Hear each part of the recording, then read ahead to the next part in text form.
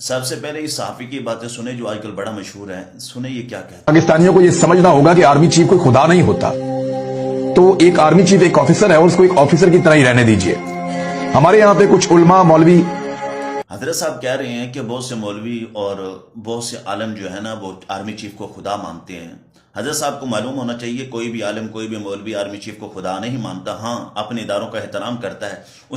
اسے پتہ ہوتا ہے کہ میرے ملک کے محافظ یہی ہیں, میرے ملک کو سنبھالنے والے یہی ہیں. ہم اپنے اداروں کے احترام کا سبق دیتے ہیں اپنی قوم کو.